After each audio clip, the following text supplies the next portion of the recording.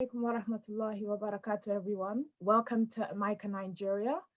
Thank you for joining us today again for yet another fun-filled session. Here at Micah, Nigeria, our vision is to see Muslims return to the state of Islamic excellence.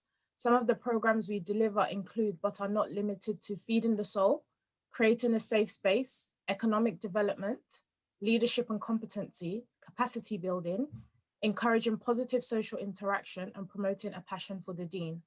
You can become a member of Micah Nigeria by completing a membership form, which we will share with you in the chat box.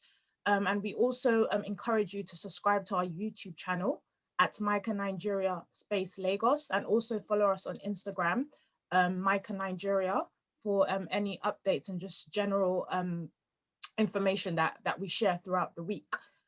So throughout the course of today's talk, we will be taking questions and any comments you have from the chat box. So kindly make sure you use the chat box to engage with the speaker and to engage with the team, and we'll take any questions from there. So today's event is entitled "To Find the Right One, Be the Right One," and it will be delivered by Sister Lola Yunus, who is the creator and organizer of the Single series, where she shares premarital tips to help single Muslims prepare for a happy marriage. She's also the founder of Lola Yunus Coaching, a personal and professional development company that empowers purposeful, driven, and ambitious African professionals to create more fulfillment in their career and life through self-discovery and career coaching. She lives in England with her family. And as I put in the chat box, we'd like you to please come prepared with pen and paper, because this is going to be an interactive session. So Sister Lola, I'll just hand over to you now. Thank you. Assalamu alaikum wa rahmatullahi wa barakatuh. And thank you everyone for joining today. Today is a very special topic for many reasons. And I'll just get right into it. But before I go into it, I want to share a bit of why this is a very special topic. I always say that there are three important decisions every human being will make in their life. Two of it you probably don't have enough control over, but there is one that you have control over. One of that decision is the decision to know yourself, know who you are away from all the external expectations, and then know your relationship with your Lord. And the third one, which is also of equal importance, and the one that you have the most control over, is who you choose to share your life with. Who you choose to share your life with in terms of your husband or wife, it's one of the most fundamental decisions you will ever make. And it's one decision that can have either the most positive impact in your life, or may Allah prevent us from harm, the most negative impact. So I just want us to feel a bit centered this morning and come with very open heart and recognize that what we're about to do in the next few minutes, inshallah, it's something very, very important. And it's something that I'll really encourage you to pay a lot of attention to. The topic for today is to find the right one, be the right one. Before we go into that topic, I want us to debunk some myths. Number one, even though this is the topic, to find the right one, be the right one, the first thing I want us to debunk is there is no right one. Yeah. There is no right one. There is no wrong one, except for maybe people that are psychopaths, that are not mentally fit. Those are definitely wrong people. However, there is generally no right one or wrong one. But there is one thing, and that is there's someone that is right for you, and there's someone that is wrong for you. No one is generally good or bad or bad or good. It depends on you. And that is why I want us to start this conversation with the first thing in terms of being with the right person. There is a right person for you, and there's a wrong person for you. Now, how do you go from, I recognize that there's someone that is right for me and there's someone that is wrong for me. How do you then find that person that is right for you? How do you know when you meet that person, is this person right for me or wrong for me? And that is a lot of the things we'll be talking about today. We'll do a bit of activities. This is a relationship talk, but we will go into a bit of personal development, because in order for you to really recognize who is right for you, it starts with you as a person. And what I find that is a lot of us, we don't know ourselves enough. Because we don't know ourselves enough, when we actually find someone that potentially looks like the right person or potentially looks like the wrong person, we're not sure. We don't have that clarity. Because if you don't know what you're looking for, sometimes it's really difficult to recognize it when you find it. So in the next 45 minutes that I will be speaking, these are some of the things I want us to unpack.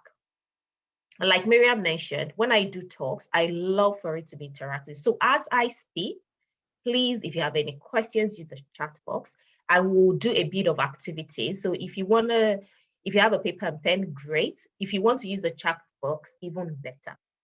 So let us start by the myth I want us to debunk.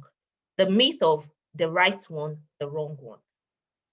You are the one that determines who is right and who is wrong for you.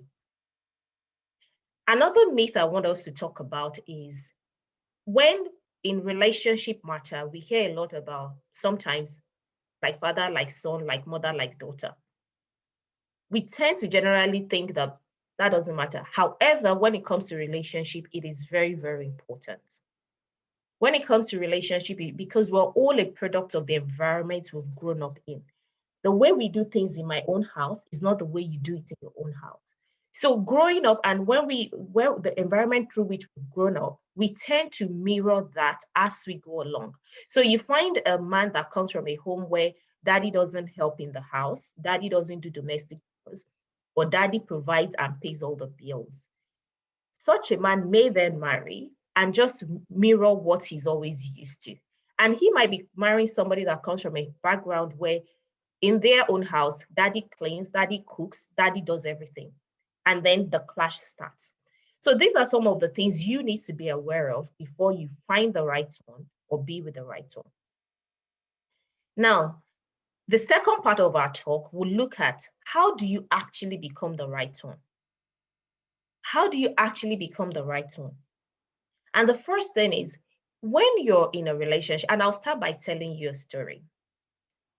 Part of my own life story, which I'm not sure I've ever shared in public before, but I really want to share it today because what we're talking about today is something that perhaps if I had the opportunity to listen to, it could have been more helpful. We all know the hadith of the Prophet ﷺ that says a woman is married for four things: wealth, a family status, a beauty, a religion. So if you marry the one with the religion, that is the better choice for you. And this is a hadith in Buhari. Growing up in Ilorin, I grew up in Ilorin, I'm from Offa, but I grew up in Ilorin. This was at the time when we were getting married. This was the hadith the moms, the aunties, the uncles kept reinforcing, and they kept saying to us, marry the brother that is religious, marry the brother that is religious. And there is nothing wrong with that. We should marry somebody that understands the deen and that is on the same page with us. That is a perfect advice. However, it goes beyond religion. In order for you to have a successful marriage, there's certain other core things you need to be aware of. Even religion, how do you define religion? For some of you here, you listen to music. Whether you believe it's haram or it's halal, that's not the conversation. I'm not going into that. But you sometimes do listen to music. For some people, that is a classic haram for them. Those are the things you need to be aware of. Those subtle things that may seem unimportant.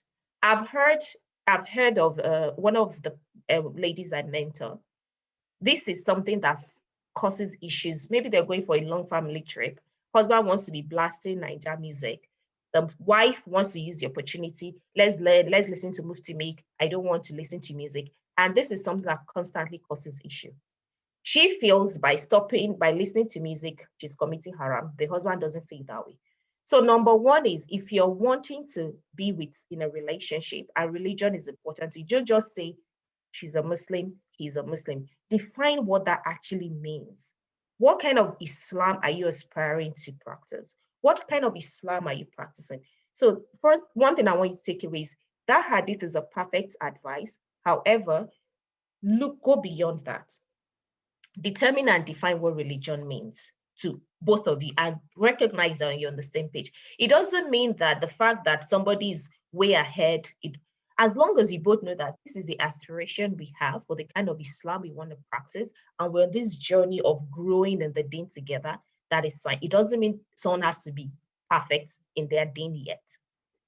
The other thing I want you to think about is to find the right one. When we say to find the right one, become the right one, how do you actually become the right one? That's a question for you. And if you want to leave the answer, just tell me what you think. How do you think you can become the right one? Let's leave your comments, or if you know the answer, in the chat box. What are some of the ways you think you can become the right one? What are some of the ways you think you can become the right one? I'll give you a scenario. Let's say you go to the market. Mom says, come, let's go to the market together. And then you said, oh, Mom, I really don't want to go to the market today. And then somehow your mom insists, let's go to the market. You get to the market. Mom has a long list. She's shopping. She's buying all the things she wants to buy. And then she suddenly says, oh, here's 10K. Spend your 10K in the market as well. And you're like, oh, what do I buy? What? I don't even know which part of the market are we? This is where they sell ashoki. No, I'm not interested in ashoki. And she says, if you don't spend the 10K in the market, that's it. I'll take my money back when we get home. And then you're trying to just, I don't want to return this money, so I want to use it. 9 out of 10 times, if you go like that, you're unprepared. You don't know what you want. You don't know what you're looking for. What do you think will happen to that 10K? If I ask you a question, please use the chat box. What do you think will happen to that 10K? I think a lot of time that 10K, you end up buying something that you don't even need, something that is useless to you. It doesn't mean that whatever it is that you have bought is bad. It doesn't mean it's not right for you, but it means that you've gone to the market, you were unprepared, you didn't really know whether you even needed anything, and you didn't want the opportunity to pass you by. And that is what I find happening time and time again to young people. You're saying you're ready to have a relate. You will waste Rashida says you will waste the money. Exactly. You end up buying unnecessary things. Exactly. And why that is so important. Now let's bring it back to marriage. What that means is with marriage, a lot of the time I see young people. You're saying, I'm ready. There are no brothers. All the available brothers are taken. There are no available sisters. But you actually don't recognize what it is that you need in a partner. You don't recognize that. And that is what happens. Okay, you finish school, you have your first job, you're 25, you're doing okay. You feel that the next thing is marriage. No. The first thing is self-discovery. Who are you? What do you need in a partner? What do you want? What are the things that will be difficult for you to compromise? What does Islam mean to you? Those are the things you need to ask yourself first. Because if you don't ask yourself and you don't write these things down, maybe write voice notes, however you communicate with yourself, you will end up being like that girl that goes to the market with her mom that is confused and doesn't know what she wants. And that's when you see a brother that, okay, he's Muslim, he's a manager at Deloitte, like it ticks the boxes, but deep down, something doesn't feel right. But you're thinking, he's Muslim, he's this, I'm 27, No.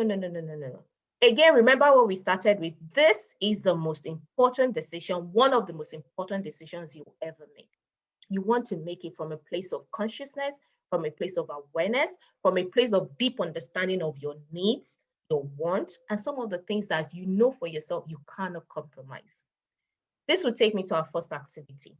And I'll really encourage us, if you can use the chat box, please do. If you don't feel comfortable, that is fine. You can write it down. Now that you recognize that it's important for you to know the things that you need and want so that you don't end up buying unnecessary things like Amina said, I want you to think about what are some of the things that you consider to be of vital importance to you, that if I want to spend the rest of my life with this person, These are the 1, 2, 3. I know it's a long list, but for the purpose of this activity, do you mind sharing 3 things that you consider to be of vital importance? And to facilitate that conversation and activity, I'll start. So for example, someone like me, clearly understanding of the religion is important to me. Number 2 is the person has to be intelligent. So what are some of the things that to you, you believe that these are the things that I need in order for me to be in a relationship that I would be happy and fulfilled? What are some of those things? I'll give us a minute to think about that, and please share your answers if that's okay.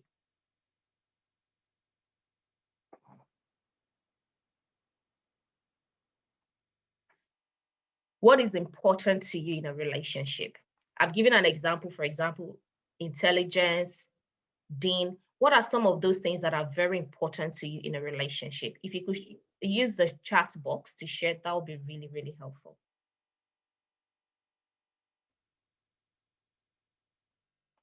Honesty.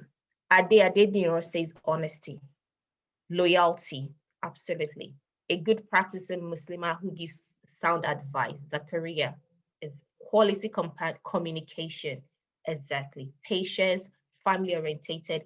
These are all amazing. And can you see the beauty that what is important to one person is not necessarily what is important to the another person? So that's the beauty of relationship. What Lola Yunus thinks is very important does not mean this is what Olugbenga Alabi thinks is important. Do you understand? So you go to your, after this conversation, please go to your list and start writing those things out. What are the things that are important to me in a relationship? What are those fundamental things that if this relationship doesn't have, it would make me feel so unfulfilled? And remember again, your marriage is one of those aspects of your life that if you do not get right, it can set somebody back for many, many years. May Allah protect us from something like that. Hamdad says, right Islamic understanding, intelligence, good communication. Fantastic. Now that we are understanding what is important to you in a relationship, the next step is this. And I learned this from my dad when I was going to make the choice of who to marry. For the sisters in the house, I'm sure you probably experienced this. When I was 26, I'm 37 now, 11 years ago. When I was 26, it was the time when it felt as if all the men in the world wanted to marry me. Any Muslim man I come across wants to marry me. I think every woman goes through that phase of you just feel as if it's the peak phase. I think every woman experiences it. If you haven't experienced it, you will. If you have, I'm sure you understand what I'm saying. So this was a time when I had so many suitors, I could not decide. I just could not decide. Everyone had something I liked, everyone, and I was so confused. And my dad said to me, he said, Lola, look, in order for you to choose the right one, the most important thing is you need to become the right one. And I said to him, I said, Dad, I don't understand. What does that mean? All these men are asking for my hand in marriage. My dad said to me, gold attracts gold. Silver attracts silver. Bronze attracts bronze.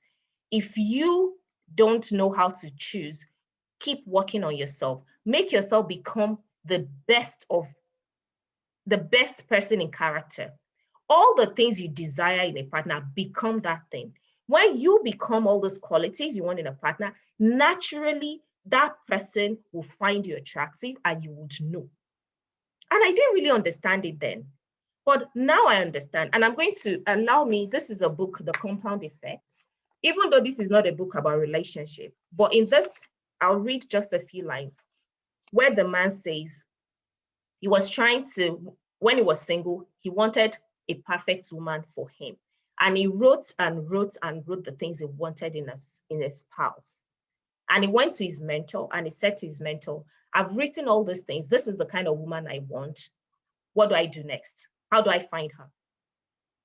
And the question you should be asking yourself that I want to, in this book, he says that instead of asking yourself, what do I do next? How do I find this person? What you should be asking yourself is, what kind of a man, what kind of, I'll say for sisters in the house, what kind of a woman would want a man like you? Or what kind of a man would want a woman like you? Meaning, who do you need to become? So the question you should be asking yourself is, who do I need to become to be attractive to a woman of this substance? Who do I need to become to be attracted to a man of this substance? If you want a man that has self-respect, is intelligent, has understanding of the deen, is responsible, is also handsome, is this, is that, sister, you should ask yourself, a man of this high quality man, with lack of a better word, a man that is like this, a man that is, he has understanding of the deen, his career is doing well in his career, he's this, is that. Do you think that kind of a man will want to be with a woman that is just like that? No. So the question you should ask yourself is, who do I need to become? Who do I need to become so that when a man like this, I find a man like this, the man will see me as all those things and you embody the values that you want in that man as well. The story I said I wanted to share. This is my journal. I got married in 2011. And recently, those of you that joined me on single series may or may not, you don't know. The reason I did single series is because I was going through a separation in my marriage. And this is not something I share, but it's okay. I have the permission to share it. And the reason I'm sharing it is for you to realize that it is so important that you do this work. When I got married, I didn't do any deep work. I just went with tick the box exercise. Muslim, Yoruba, this, that, no deep work. When you don't do the deep work, things will happen. And it doesn't mean the person is not a good person or you're a bad person. I married a very good man and I'm a good person. But when you don't do the deep work, when you don't do the things that really matter, you might end up making the kind of difficult choices that I made. I don't regret it. I'm so grateful. That's the reason I'm here today is because of that experience. And I'm always eager to share. It took me a while to share. I wanted to make sure everything was fine. It's been 6 months now. So I'm in a very good place. Alhamdulillah, Rabbil Alameen. But I need to tell you, so you don't end up making the choices that I made. When you're trying to get married, speak with people that have had marriages that did not turn out the way they expected to turn out. However, when you marry, speak with the people that have marriages that is working. And that is why in all of the relationships things I do, it's always premarital. I don't deal with marriage because I also could not resolve certain issues in my own marriage. And that's why today I live with my kids and I'm very happy. He's also very happy, alhamdulillah. But I need to tell you, I need to share this with you so that you need to do the deep work. Now we're going to go to that next level of deep work.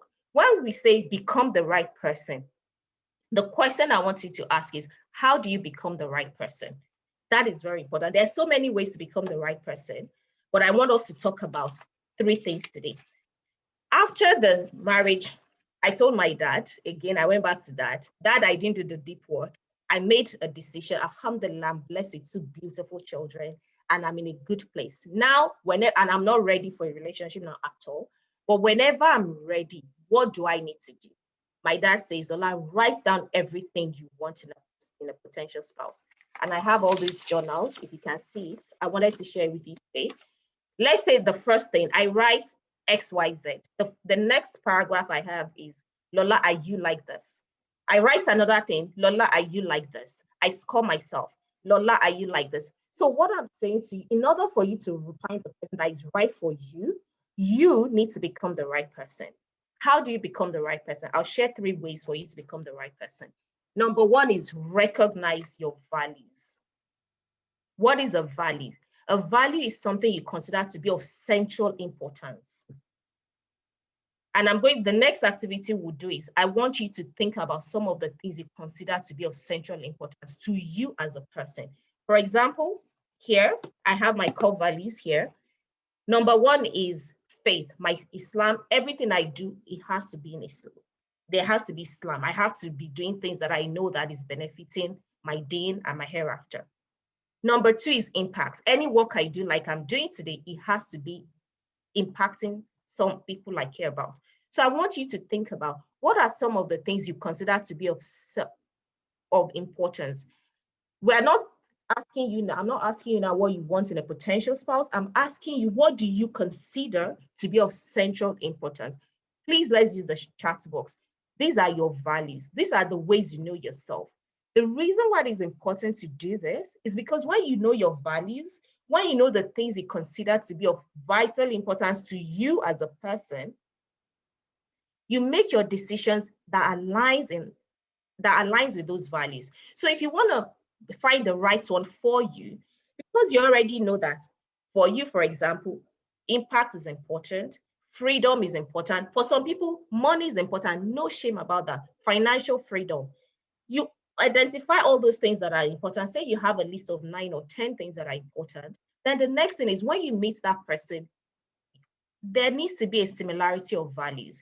If, for example, you consider career aspiration important, you consider it to be of vital importance for you to reach the peak of your career. This person is just happy, having this 100K job and they're okay. They're the kind of people that believe, whatever will be, Allah will do it. There is a clash of value. It means that when you're trying to go to the next level, this is the kind of person that will not support that. So that's why it's so important for you to know your values. So we'll spend another 2 minutes to think about what are some of the things that you, not the quality you want in somebody, that you consider to be of central importance. If you please want to share, that would be really, really lovely so we can make this interactive. So values is what we're talking about. What are some of the things you consider to be of central importance to you? This is your value. And I've given an example of, for me, is Dean, pursuit of impact, curiosity, creativity. Those are some of my values. So please share in the chat box and I'll read some of those answers. Any Mufida, any number of values, just tell me whatever, 2, 3, just let me know some of your values. There'll be a lot, but just think about some of those values and please share.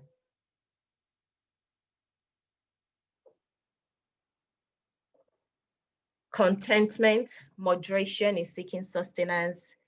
Nabila says discipline, creativity, determination, consistency. Olugbenga says my Dean. Fantastic. These are, once you are recognizing this and writing this down, then you know that when you meet that right one, if somebody says creativity and for you, creativity is important, it's not important to that person, there can be some bit of, it would not be 100% the same, but there needs to be a lot of similarity. Professional discipline, consistency, Baraka says determination. Amina says to be the best in anything I do. I love that because that transcends everything. Reliance on the law, tranquility, financial buoyancy, career aspiration. Khadija, that is so important. So make sure that at the time you're with you find the right one, or if you're already in a marriage, these are conversations you need to have to say, are we living our life? Is our actions, our decision aligning with our values? Fantastic. So the other thing in knowing yourself, we're talking about how to know yourself to be the right one now. We've talked about value. Another example, one way to do that is your beliefs. What do you actually believe? What do you believe? That is such an important question. What do you, I'm not talking about believing Allah. That is, we are Muslim, that's why we're here. But what do you actually believe? What do you believe is possible for you in your life? What do you believe is possible? What is your relationship with destiny as a Muslim? We have some people in the deen. I struggled with destiny a lot earlier in my journey because I felt, even though I'm very ambitious, but I always felt if Allah doesn't will it, it won't happen. There's no need to. I had that mindset issue. And then I spoke with one of our sheikhs here in London, who is a very respected brother. And I said, I have all those dreams and aspirations to achieve so much. But a lot of time when I'm doing these things, I hold myself back because I'm thinking, oh, your long will call. Maybe it wasn't written. When I put in a little effort and something is not happening, I'm quick to resort to, oh, your long will call. It wasn't meant to be. For non-Yoruba speakers, it means maybe it wasn't meant to be. So I had that conflict in my head. This was back in 2014. And then I reached out to I was Googling stuff, trying to ID understand. Eventually, I reached out to this sheikh he came for a lecture at one of the events, and I asked the question. And he said something that was profound. He said to me, Lola, why are you, the first thing he said is, are you a law secretary? And I'm like, what does that even mean? He said, are you a law secretary? Were you there when one thing was written or not? How do you know what was written? How do you know what's your card? How do you know? I said, I don't know. He said, why don't you believe that the best has been written for you? Why don't you believe that whatever dreams and aspiration you want has been written for you to come true? Do your bit. It says to me, tie your camel and put your trust in Allah. Forget about what has been written or not. That's a lazy mindset. Do your best. So the question I'm asking you today is, what do you believe? And I'll share with you. After that conversation, see, I have this frame. Every house I leave, everywhere I go, I have this. Tie your camel and then put your trust in Allah. Because as Muslims, we have to know that destiny, I redefined destiny for myself. And I said, destiny is what happens when I've exhausted all human effort. Before you are like me and that you resort to, oh, maybe Allah will call, when you've not really put in the effort, always remember the hadith of the Prophet ﷺ, tie your camel and put your trust in Allah. Always remember the things I was told, that you're not God's secretary. Why am I talking about beliefs? Because it's a mindset issue, and that is how you get to know yourself. If you want to be with the right person, if that person doesn't have the same belief system as you, there will be a clash. So what do you believe? What do you believe is possible for you? That dream, even as we're speaking now, some people still don't believe that they can have the relationship of their dreams. Do you believe? Is a question. Let me know. How do you believe you can have that relationship of your dreams? Yes, no, put it in the chat box. Let us see. How many people believe here that you can have that marriage and relationship of your dreams? Miriam says yes. Nabila says yes. How many of you actually believe that marriage, that brother that you've imagined, that relationship, that marriage that will be an act of worship, that will be 50% of your deen, half of your deen? Do you believe it's possible? Alhamdulillah. Adediro says, no, my brother, it is possible for you. That is a mindset thing. And I wish this is something that we need to unpack, but we don't have the time for it. But I'll just say, this is another belief. So these are my own beliefs. This is another belief I have. Indeed, Allah will not change the condition of a people until they change what is within themselves. I'll say that again. This is from Quran, Surah Al-Arad, Quran 13, Ayah 11. Indeed, Allah will not change the condition of a people until they change what is within them. My sister, my brother, what are you going to change? What is that thing within you that you're going to change in order for you to find the right person, in order for you to become the right person, so that you're cherished, you're desired, you're a woman of substance? I have a brother who is my friend. We grew up together. I reached out to him. He's one of the most eligible Muslim brothers. He recently got divorced. We grew up together in Ilorin. He told me, I asked him, I said, I'm giving this talk today. And I know that a lot of young ladies, when I mentor, they believe that all the good guys are taken, there's no good man, there's this, there's that. That is my experience. I hope everybody here doesn't have that belief. So I reached out and I said, what message do you want me to share with my audience this morning?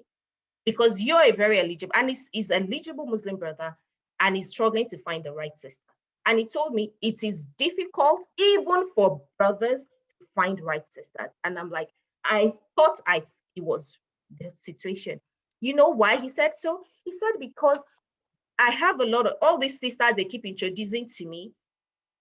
They're not, some of them are very wonderful when it comes to the deen.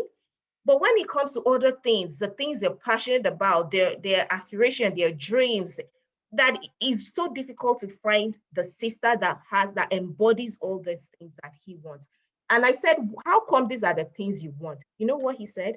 He said, because I have worked hard on myself. I have worked so hard on myself.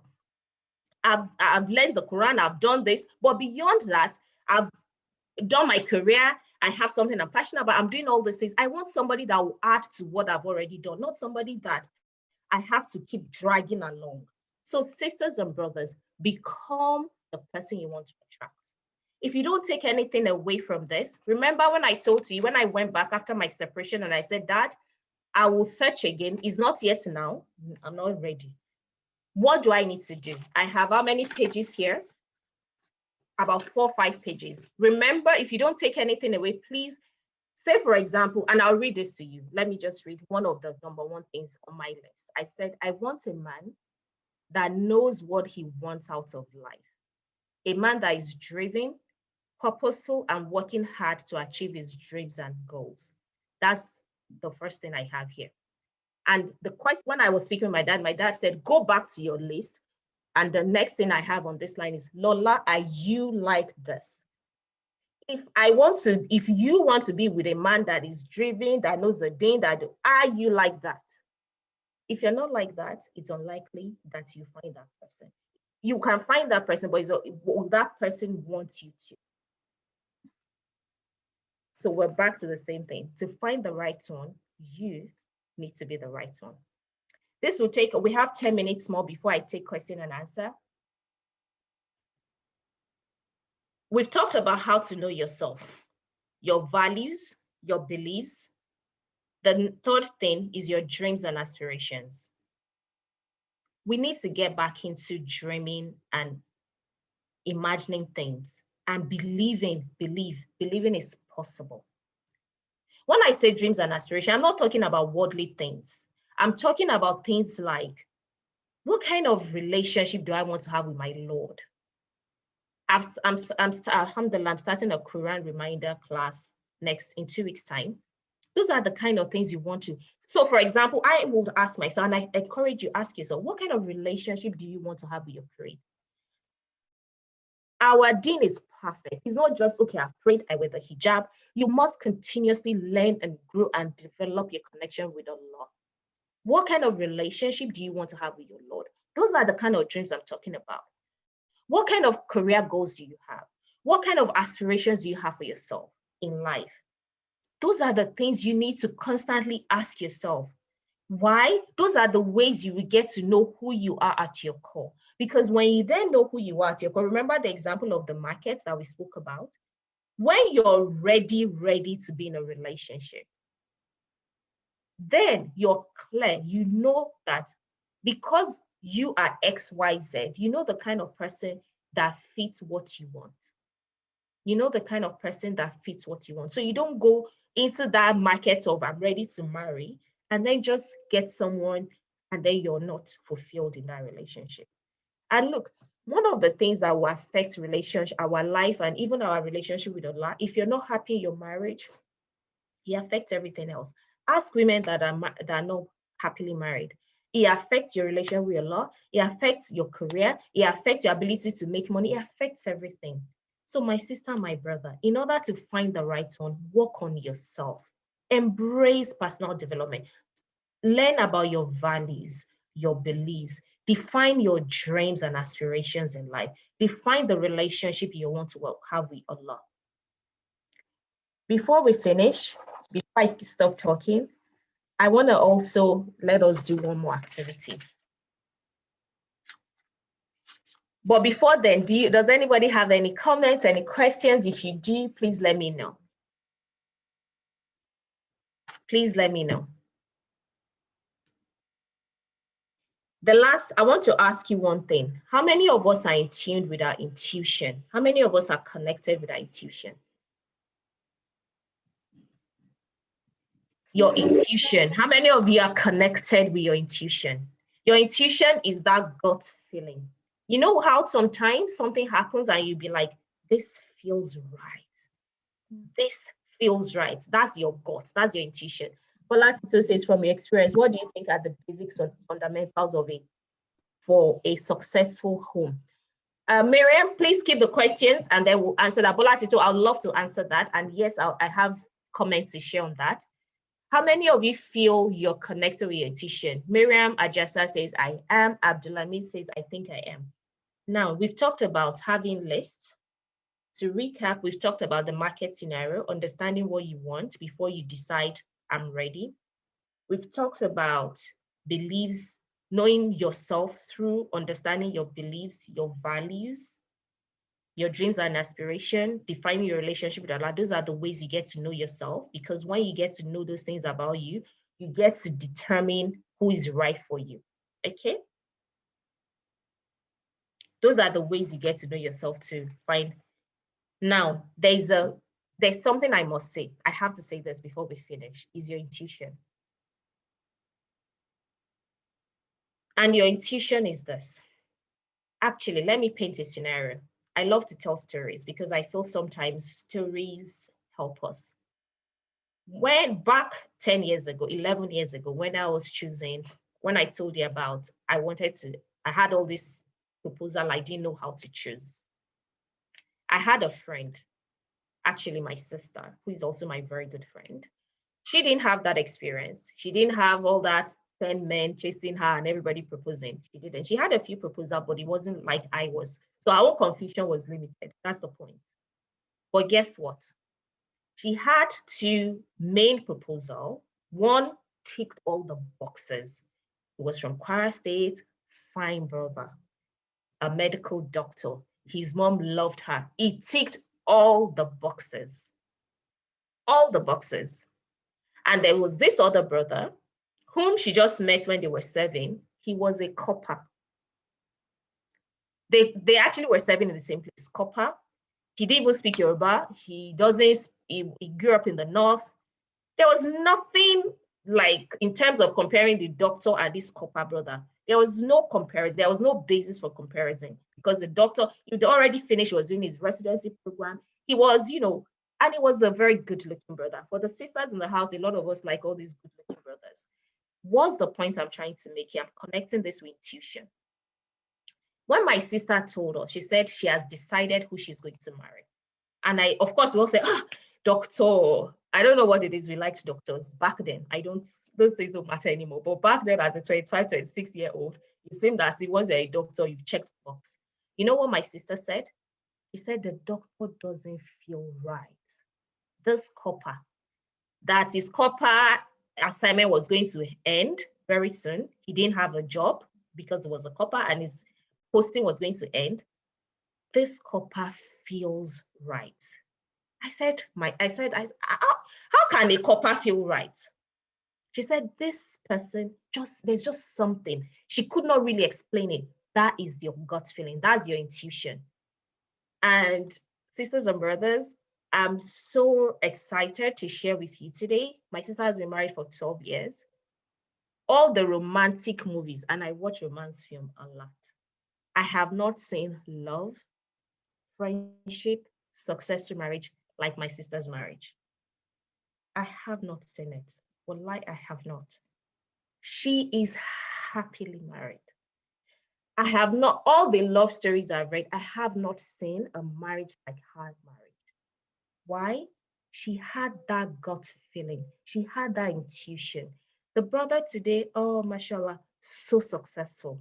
You know what my sister calls her husband? She says, my backbone. My backbone. So what am I getting away from this? Yes, we've talked about having a list. We've talked about becoming the right one, being the right person, checking yourself, making sure you are who you're trying to attract, but don't disregard your intuition. There's something, there's that knowing that just feels right. So don't disregard your institution. Don't disregard your intuition. Don't disregard your intuition. And finally, before I finish and take the questions, when you have become the right one, again, what I need to say this, it's an ongoing journey. There's never a time when you say, oh, I'm now the perfect right one, therefore I should now find. No. It's an ongoing journey. It's that journey of just continuously growing and learning. It doesn't mean that you have to be perfect before. No. But just know that you're on that journey. You're in pursuit of the things that matter. It's a pursuit. It's an ongoing journey. And then the final point I want to make here is, when you have become the right one, how then do you find the right one? How do you find the person? Some of you here, you've heard all these things I'm saying. There's nothing new. You've done the work. You're doing all the things you should do, but the brother is just not coming. How do you find the right one?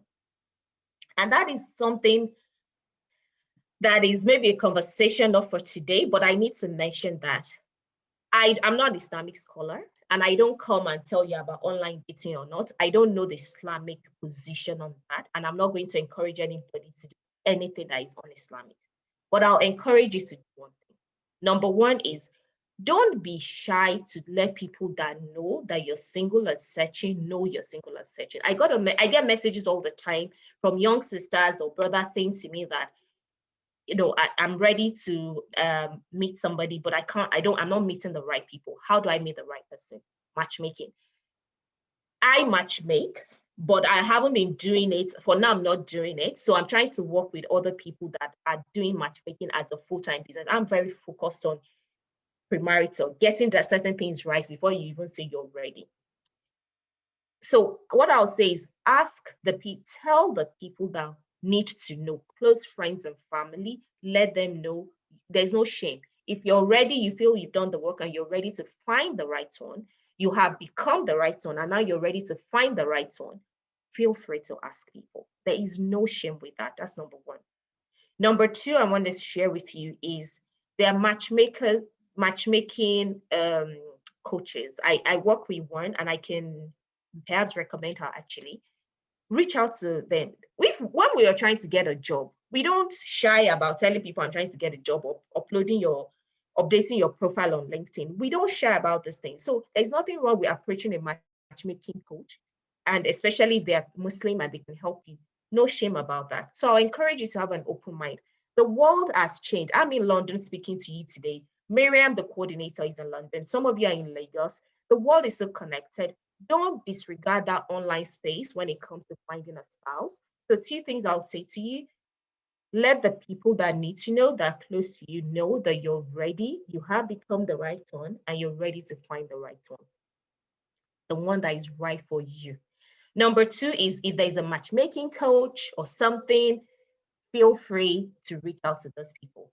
And the last thing I want us to talk about before I go is, how has some of you is matchmaking an issue? Finding the right person, rather. The question I'm asking it, and I want to read your responses. Now that you become the right one, is finding the right one an issue? Yes or no, use the chat box. Is finding the right one an issue? If it is, what are some of the issues you have when it comes to finding the right one?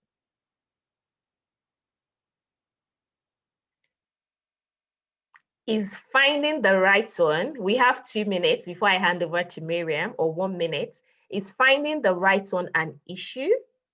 If it is, what are some of the issues you're having? BI says, how old is that your little brother? I love that. No shame. Come into my DM and let's talk about that brother.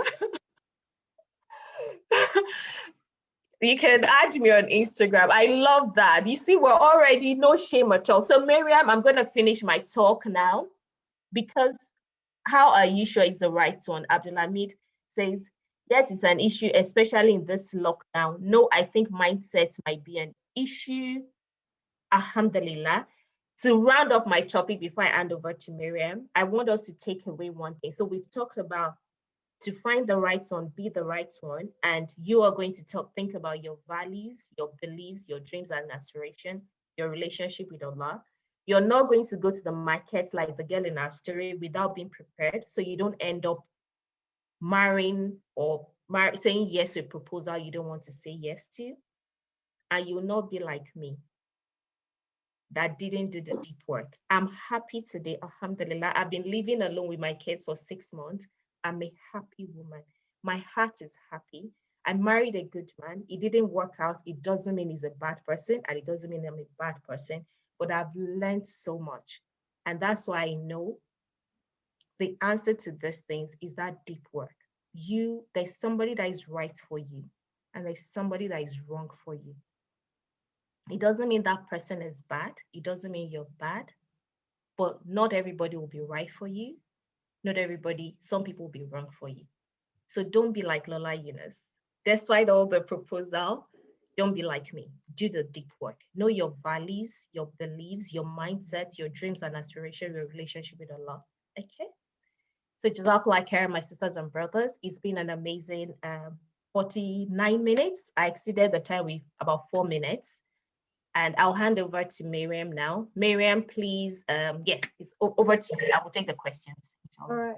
Can I just say firstly that may Allah keep you happy. Thank you so much for that, for sharing that with us. And thank you for all the advice that you've given. I was going to suggest before we jump into Q&A, do you want to give a bit more information about the matchmaking coach and also your business? So yes, before we jump into Q&A. Okay, so Instagram is where I play at Lola Yunus. Let me find Zara's matchmaking. It's not the popular Nigerian Zara. This one is in America. Before you go and ask Zara. It's not Zara Zakaria, it's another Zara. It's not doing that. It's another Zara. So I'm just finding her a page on Instagram and I'll tell her Zara is a name. Captivating courtship. Zara captivating courtship.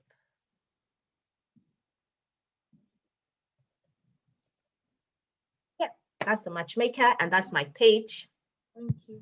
So I'll probably work backwards. I have a list of some of the questions. So you asked the question recently that are people having an issue finding the right one? And a lot of the comments were, it was a bit mixed. Some were like, no, they're not. And others were, yes, because how are you sure that it's the right one? So maybe we can deal with that as a question. How do you know the person is the right one?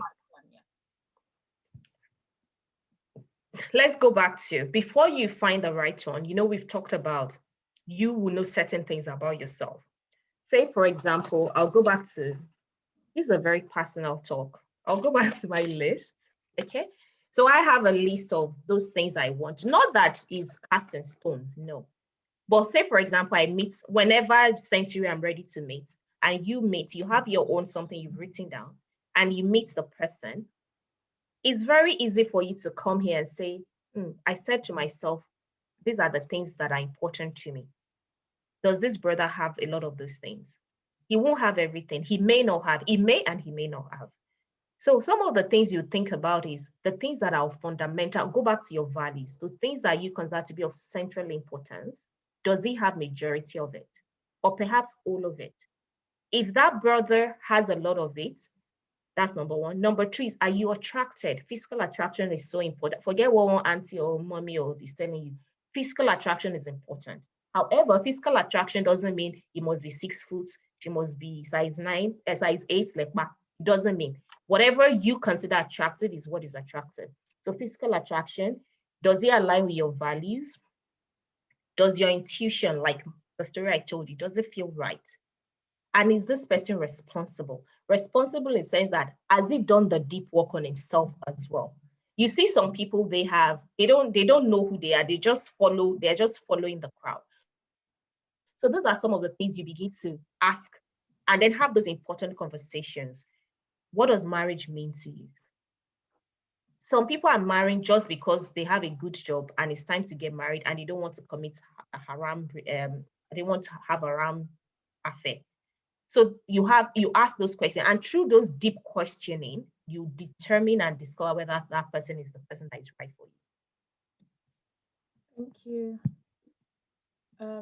The next one is, what advice would you give to someone who is scared of getting married because of the fear of having a failed marriage? That is such a beautiful question. My question will be to you, what does a failed marriage mean? Is a failed marriage actually failure? Is it a bad thing? I'm not sure it is. In my children's school, they tell them failure is your first attempt in learning. First attempt in learning. 2 things I'll say to you is, have a mindset. Don't let fear drive your decision, because that question is coming from a place of fear. Let your hope and your courage and your belief in Allah, in what is possible, be far beyond your fear. If you are afraid that if I marry, what if it fails? You're already going into that marriage with a completely different mindset.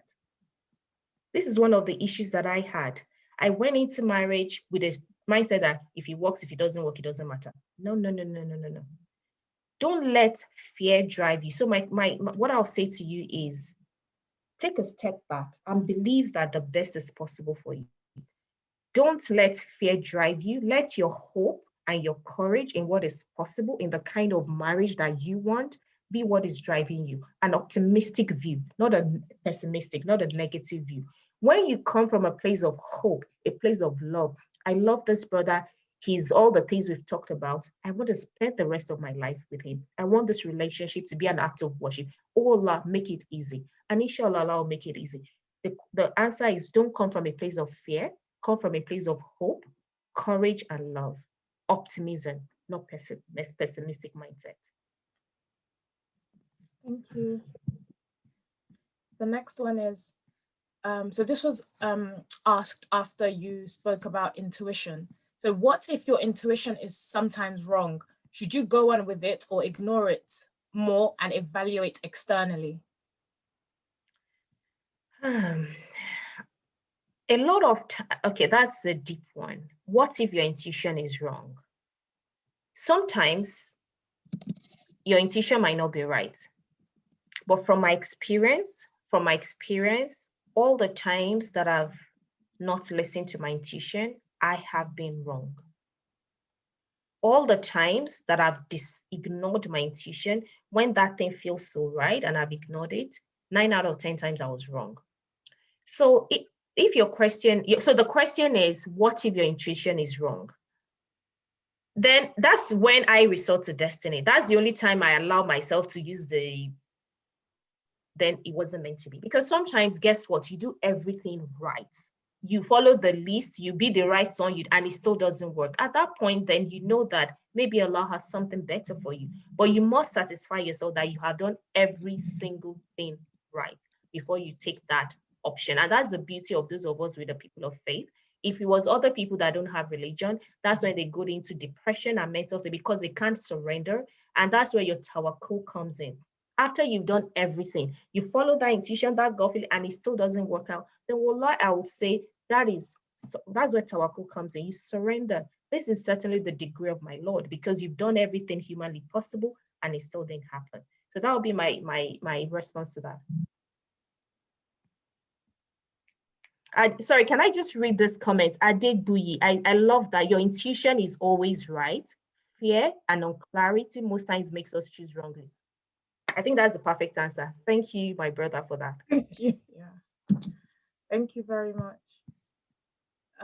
Okay, so this I found quite interesting, but you didn't have time to cover during your talk. So you asked whether we believe that the right person exists, and someone said no. So I don't know, I found that quite interesting. I wondered if you wanted to comment on that. If not, we can move on. I would love to. I find that very interesting as well. And I'm curious to know why that person thinks no. Because that seems to me, again, to be from a place of lack, a place of fear. I mean, now, if the person is still there, if you let me know why you think is a no, I'll really be curious to know. But I think it's a mindset issue. It's a mindset issue where you feel that it's not possible for you. And generally, when we think something is not possible, it really happens. So what I'll say to that person is unpack that and try to understand why you think it's not possible for you. People have very, very good marriages. One of the speakers during single series, my mommy Pedro, she's been married to the love of her life for almost 35 years. Apart from my sister and her loved husband in Abuja, I'm not sure about actually, I've not seen an older couple, because they've been married for almost 35 years, like mommy and dad. Well accomplished, it's possible. So I'll say to you, maybe you have not seen a lot of good marriage examples. Expose yourself to better marriages and believe it's possible so that it can happen for you.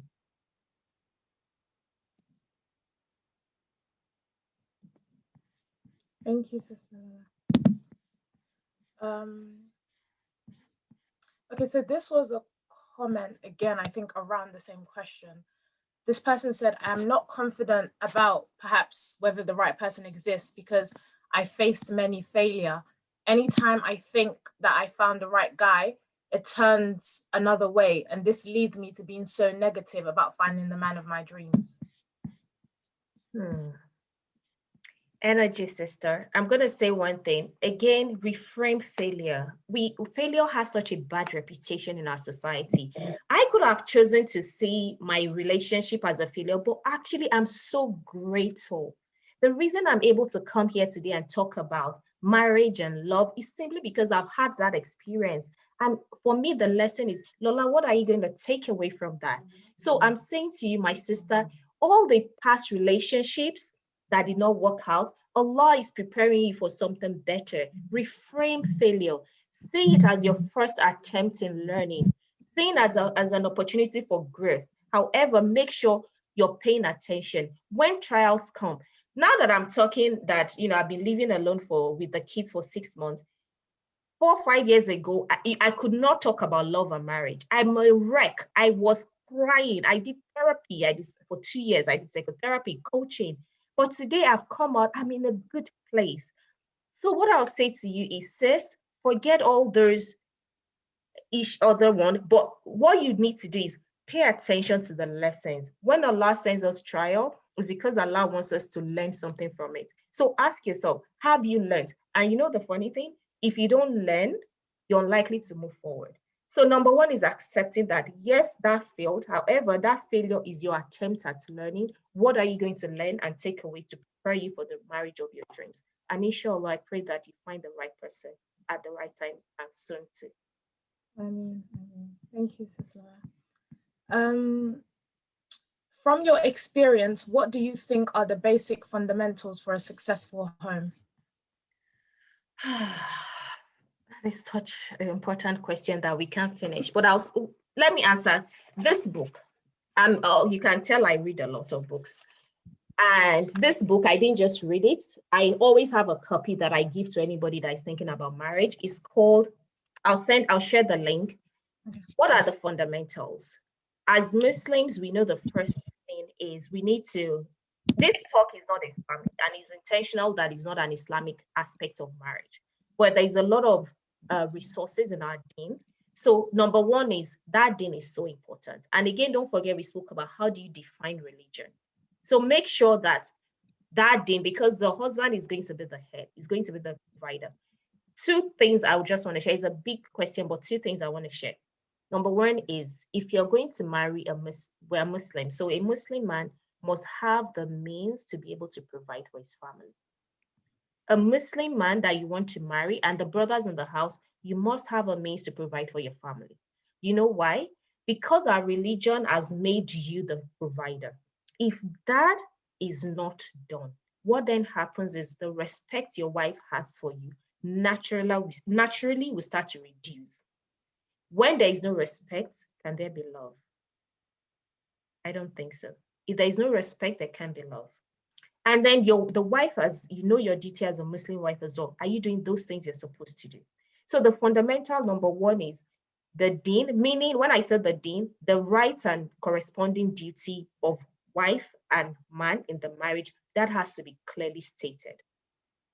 And number two is, I know culturally we say that love is not important. Personally, to me, from my experience, I think it's so important that you love the person you marry. However you define love is up to you. And the third thing is friendship.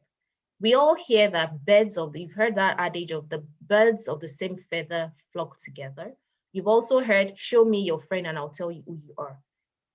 When I coach women a lot, 9 out of 10 times when I'm coaching a woman and I'm asking her, I always ask, who is your best friend? Who do you tell the closest things? They rarely say their husband. Why? It's a big issue. Friendship, whoever you want to marry has to first and foremost be your friend. How can there be love and a sustainable marriage if there is no friendship? That person should be your buddy, your gist mate. So friendship, love, and the deen. I would say those three things are fundamental for a successful marriage. There are more, but we'll leave it at 3 today. Thank you. There's a comment here. Do you want to read it, Sister Lola, or should I go ahead and read it? We shouldn't also ignore the option of speaking with Allah for the righteous to istiara. Absolutely. All of this, you must do istiara. When you have all those marriage proposal, The first step before you even all the other things we talked about is seek counsel from Allah. And again, I thank you, brother, for mentioning that, because that then relates to your intuition. When you do istihara, a lot of times your gut starts to tell you whether this thing is right or wrong for you. So yes, Jazakallah khairan for mentioning that. That is so helpful. Do your istihara. Thank you. I have to read this. Somebody said we're not perfect as human beings. We are, but most of us in the world made a mistake in choosing the right spouse. Wow, that is deep. Thank you, brother Idris. Thank you, everyone, for the comments. Next question. If you are considering a proposal at the moment and another brother is trying to show up, do you continue with one to a logical conclusion in order to avoid double dating? I'll answer that, but Miriam, can you see one Isiaka Abib has also raised his hand, just to mention that? Yeah, I've sent him. Isiaka Habib, I wasn't ignoring your apologies. I sent you a direct message saying that you should please use the chat box. We're not actually letting people unmute themselves, so please use the chat box. Thank you. Thank you, Sister Lola. Go ahead. So double dating. I'm not going to talk to you like a Muslim sister now. What I'm going to say to you is every woman at a point in time will have a situation where you're having like 3-4 proposals. So it's about being clever, how you, number one is being honest. Let the brother know that, yes, I like you, but somebody else is talking to me. I think I cannot lie to save my life. So personally, this is just me, Lola Yunus, from personal experience. I would say to you, be very honest. If the brother is very keen, I'm sure he'll wait or he'll hang around if he's very keen. And sometimes you need to talk to 1 or 2 people before you actually know who's right for you. And I still feel like if that is wrong, but I think number one, I would say is be honest. And number 2 is if another brother is very keen, the fact he's not coming to you expecting that nobody else is asking you out. I don't think so. If you're a woman of high substance, you have more than one person probably seeking your hand in marriage. So be very honest and open and let the person know, yes, you're interested, but perhaps you're talking to somebody else as well. And that's sort of if I've said something wrong, but that's the way I will approach it personally. Thank you. Just a reminder, but I will remind you towards the end, is to share the link of the book you mentioned. Okay. So another question. What advice will you give someone being rejected because of his present salary when his wife to be asked for his current salary? And also, is it right for a lady to ask for is it all right for a lady to ask her husband about his salary, I assume?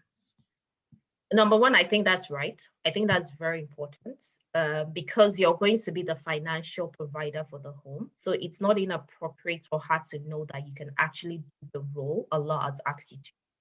So I don't think that's inappropriate. I would ask that. However, the question then is, should the woman judge you based on your salary? I think that's a bit myopic, personally. The fact that today you're earning a lesser amount has nothing to do with who you are as a human being. It's just a badge. That's not who you are. I see when I mentor young sisters, a lot of time, all they tell me is the guy is a manager at Unilever, he works at Deloitte, and I'm like, is that all it is? If you marry him tomorrow and he loses that job, you've married him because of the job.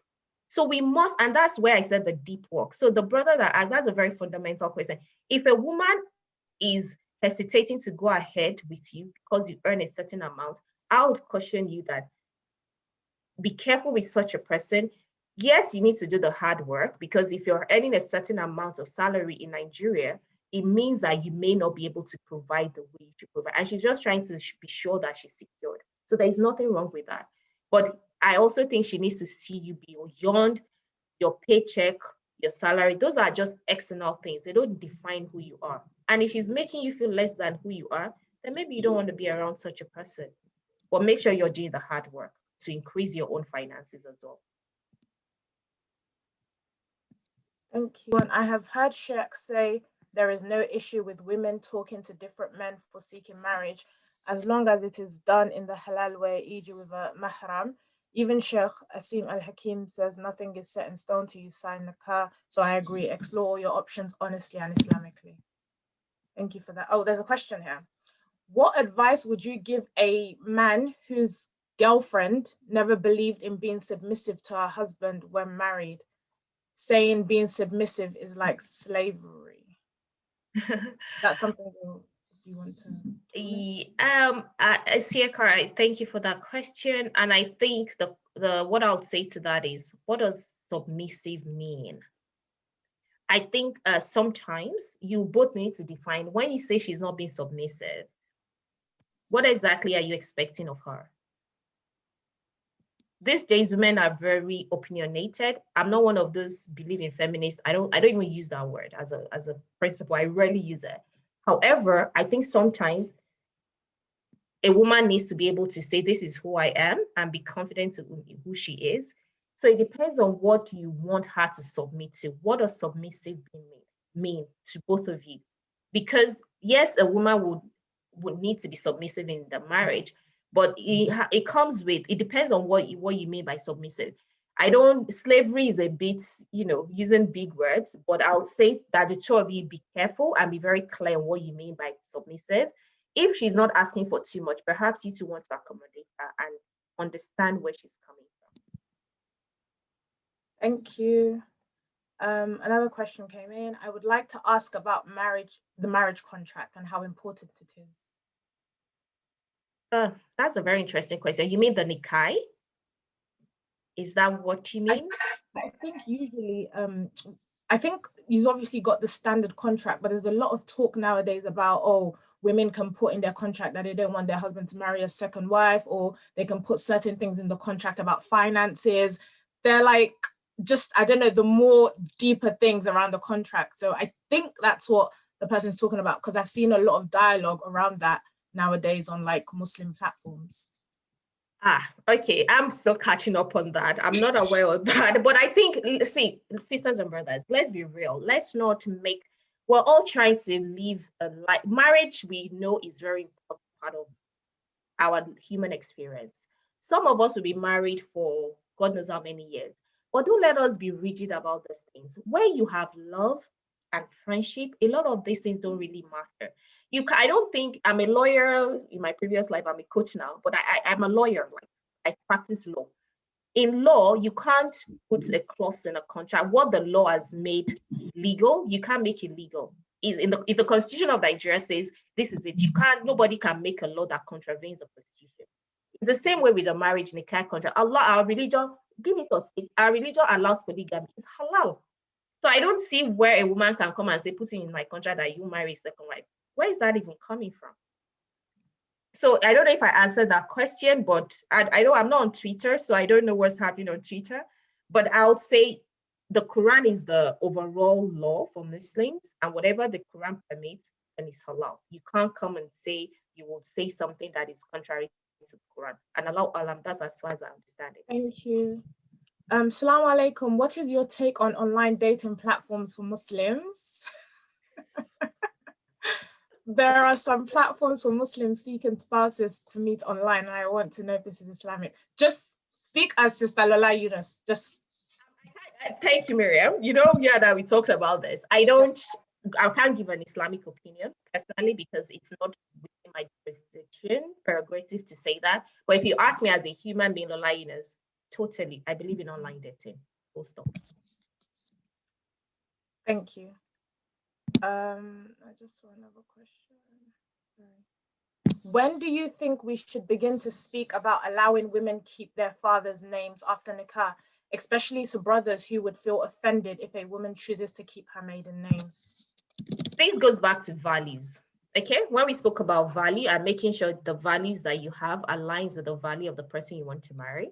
If your values align and the person has the proper understanding of the deen, our deen allows a woman to be called by her father's name. Not just even allow. That is, I think, alam, but generally that is a preference for a woman to be called by her father's name. So if you're in a relationship with a man that is telling you you have to take his name, it goes back to that fundamental of value. Does he understand Islam the way you understand Islam? Because if he has a proper understanding of Islam, that will not be an argument, because he knows that the Islam you're both understanding, that you both practice, that you both say you want to get better, allows you to bear your father's name. So that should not be an issue. If that is an issue, there'll be other fundamental things wrong. I've always been Lola Yunus, and I ain't changing my name. So if there's any brother that in future when I'm ready is saying I should change my name, then I know we can't be on the same page, because the values don't align. So that's what I'll say to you. Make sure the values align, and make sure his understanding of Islam is the same with yours. Thank you. What advice would you give a lady who is ready to get married but isn't getting proposals? You know, we spoke about, now that you become the right one, how do you actually find the right one? So you feel you've done the work, you're ready, but you're not getting proposal. And that's where, you know, we spoke about two things that I shared. Let the people know that you're ready to marry. Let them know so that they can introduce people to you. Reach out to a matchmaking coach if that helps. And number 3 is continue to work on yourself. There's a number 4. She should propose to now. I mean, it's part of our sunnah as well that women propose, but I think for African men, they find that quite. I know one of my beautiful sisters, and alhamdulillah, she's in a very good marriage. She proposed to her husband and they're happy. But I don't always advocate that, because I know a lot of Muslim Nigerian men may not like that. Thank you. There's a comment here, if you don't mind me reading it, on the issue of being submissive. My reply would be, when Allah says women should be submissive, he also asks the males to show respect and love for the wife. A lot of times, because some women have been in toxic marriages, they now feel the word submission means infringement of their rights. A lot of times, we as Muslims sometimes pick the part of the Quran that suits the person, suits me, then leave the rest. I think what the person is just trying to say is that there should be respect and love on both sides. So yeah, thank you for that comment. So we don't have any questions at present. I mean, Sister Lola, you can use this opportunity to maybe round up if there are any thoughts, anything that you missed out and you wanted to mention.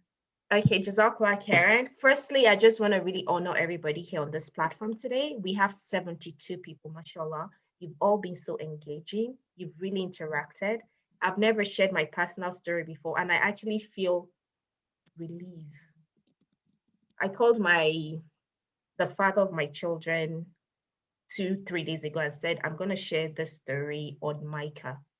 I want to share for the first time on Micah because I have some personal connection with Micah and I really want to help people. And he said, that's absolutely fine.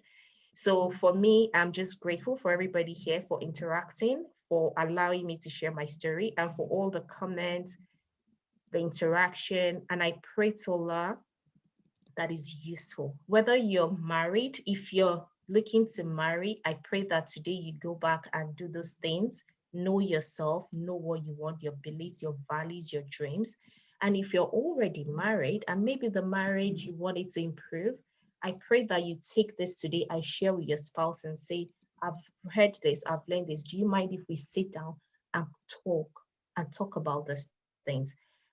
Marriage is one aspect of our life that has such a huge impact. And it is my prayer for every single one of us here, is my dua, that you have a very happy and joyful marriage. And yeah, those are the things I want to say. And I just want to say thank you, Jazakallah Karen. I'll share the link to the book I mentioned and to my Instagram page. And if you have any further questions, if I can be of value to you, you can send me a DM, inshallah. So, I'd just like to say a huge thank you again to Sister Lola Yunus for that very informative session. And thank you to everyone who took part.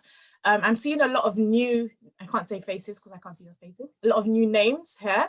So thank you so much for joining us today. If this is your first time joining the Micah session, then please make sure you come back for more. So we usually have, we always have sessions on Sundays at 11 a.m. West Africa time.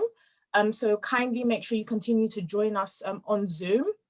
Follow us on our social media platforms, Micah Nigeria on Instagram, and you can find recordings on our YouTube channel, Micah Nigeria Lagos. We also have a website, so please kindly visit us at micahnigeria.org. We also encourage you to become a member. So I will share the form to become a member. And yeah, may Allah subhanahu wa ta'ala accept this from us, bless us with the best of spouses. And for those of us who are married, may Allah subhanahu wa ta'ala continue to put happiness and bliss in your marriage and your homes. Please join us next week, inshallah, where we'll be talking about whether a perfect marriage exists. So I'm quite excited for that. If there are any further comments anyone would like to make, please do. We still have about 8 minutes or so.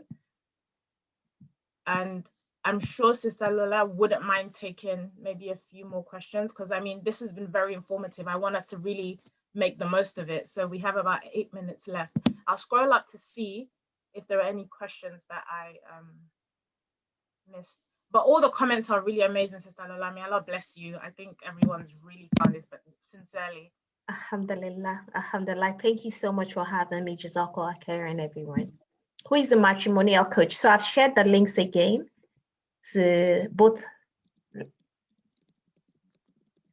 So I've shared the link to my page and to Zara's page as well, Zara Captivating Coach. For everyone that's asking, will be on our YouTube channel at Micah Nigeria Lagos. Also follow us on IG for snips from today's event. Yeah, the recording, I think before the end of the day or tomorrow, inshallah, should be on YouTube. All right, so I think that's it. Thank you so much for this session.